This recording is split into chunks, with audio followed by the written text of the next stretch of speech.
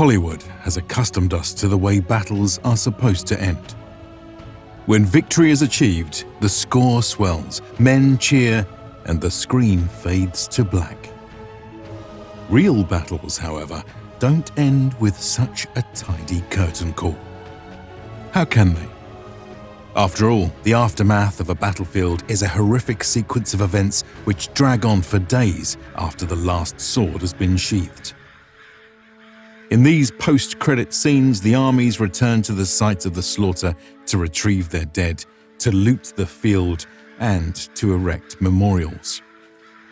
In such somber moments, there is no Hans Zimmer track, only the moans of the dying. Today, we will seek to humanize these events by exploring what happened when a Roman soldier died in battle.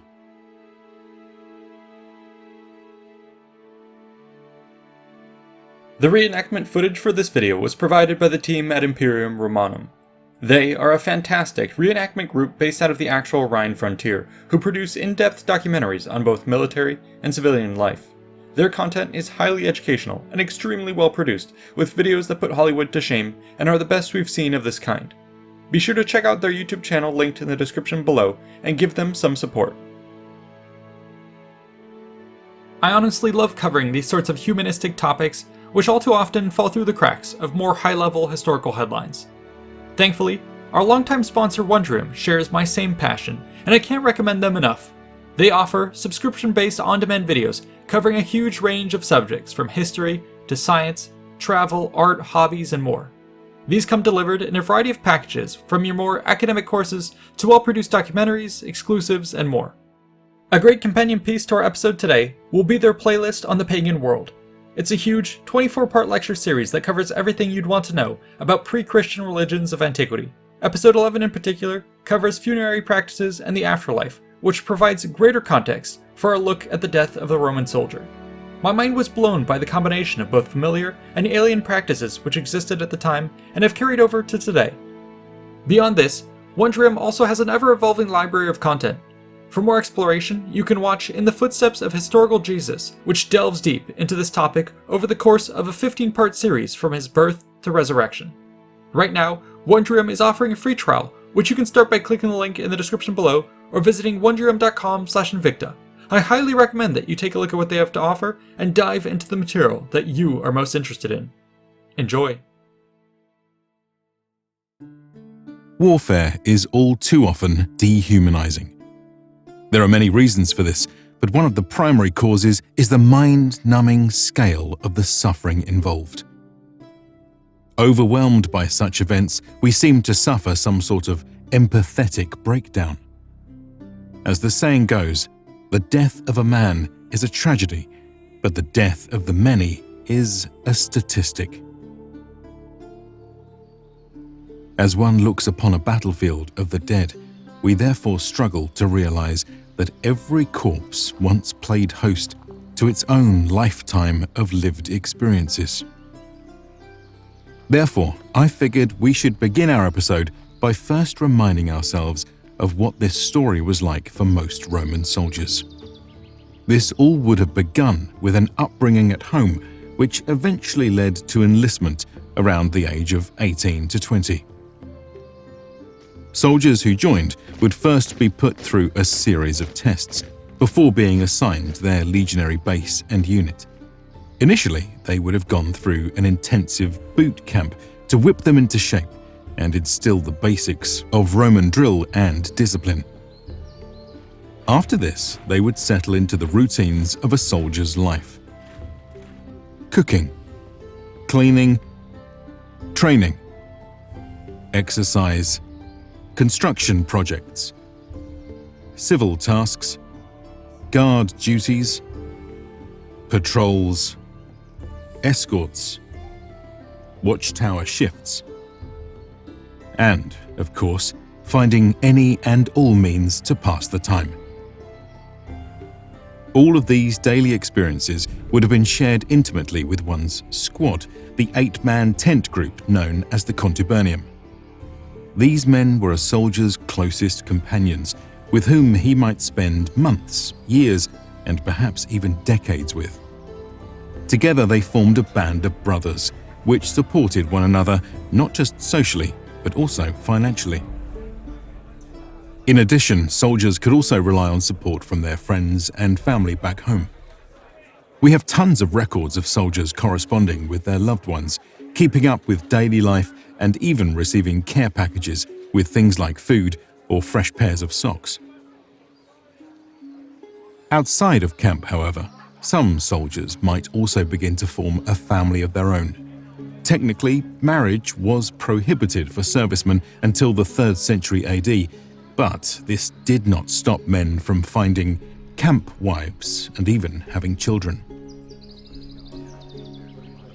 Thus it was that each soldier represented just one node in a great social web.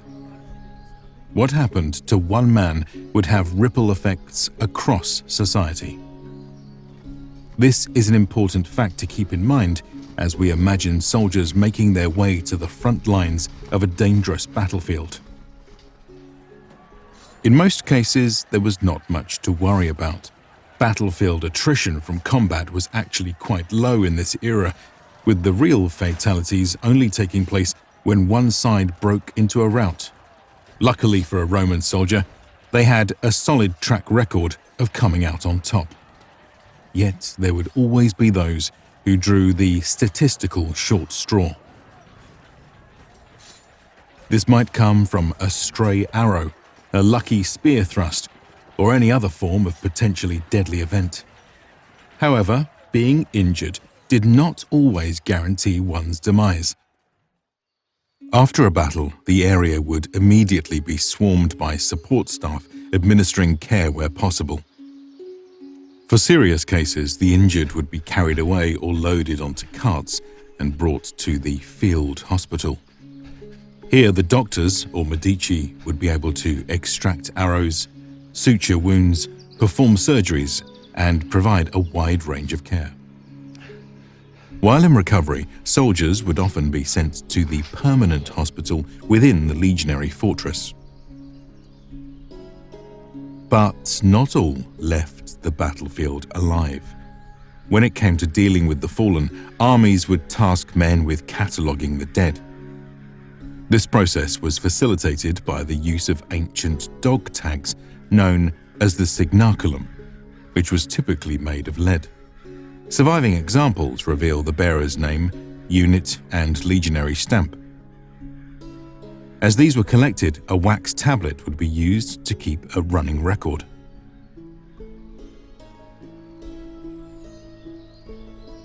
Another important activity would be the collection of weapons and armor. Such gear was a valuable commodity to recover, not just for reuse, but also as a means to deny its use by the enemy.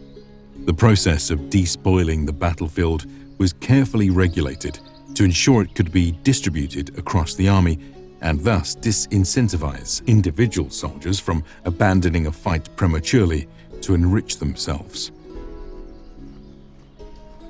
Over the course of a few days, the gear, the injured, and the dead would slowly make their way back to the legionary camp. Now it was the turn of the scribes and administrators to begin their work as the Roman bureaucratic machine ramped up. With regards to the fallen, one of the important clerical tasks would be to notify their family. Typically, this would be done by way of a letter written on parchment or a wax tablet. It is likely that centurions or other officers would perform such activities as a part of their regular duties. Such was the expectation of men in command who wished to maintain the loyalties of their men. Once a notice had been prepared, it would be transmitted efficiently across the empire by Rome's courier network. A rider, for instance, could be expected to travel from the German frontier to Rome in roughly 3 to 4 weeks, while a horse relay could cut that travel time down to 2 weeks for urgent messages. At the same time, the other people in a soldier's social network would soon be notified as well. His tent mates would naturally have been among the first to find out. As brothers in arms, this would have been devastating news. But to honor their comrade, these men would now take it upon themselves to see to his affairs. Part of this would have involved notifying a man's camp wife if he had one. Receiving such news would have been painful on several levels. Not only would a woman have lost a loved one, but she would also now lose her source of financial support.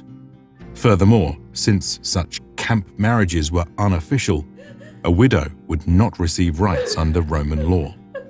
This made collecting benefits from a will complicated and meant that any child would not be recognized as a citizen. Given all this, it seems that soldiers would have made prior arrangements with their tent mates to look after one another's families in the event of such a tragedy.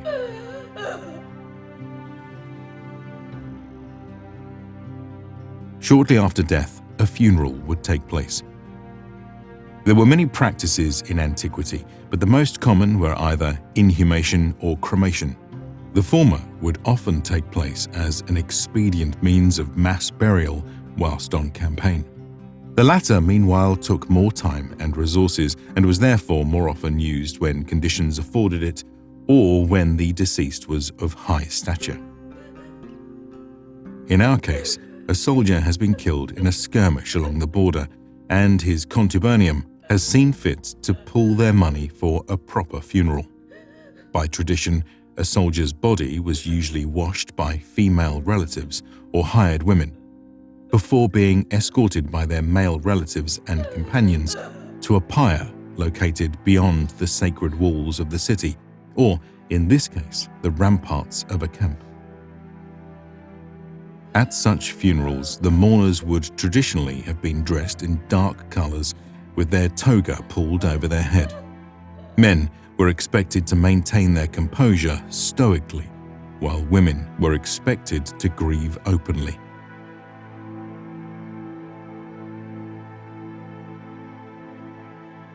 There was often still a need to memorialize the dead.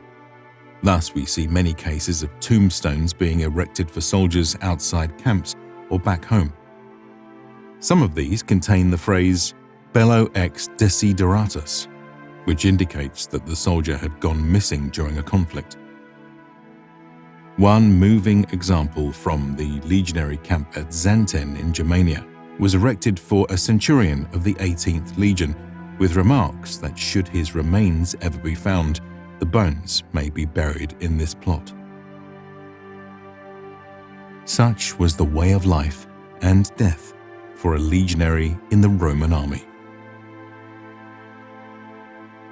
I hope you found this topic both humanizing and enlightening. Let us know what topics you'd like to see us cover next, and be sure to head over to Imperium Romanum's channel, where you can catch more of their awesome reenactment videos. A big thanks is also owed to our patrons for funding the channel. Consider joining to vote in polls, to catch script previews, and to download all our art. And finally, a shout out is needed for the researchers and writers for making this episode possible. Be sure to like and subscribe for more content, and check out these other related episodes. See you in the next one.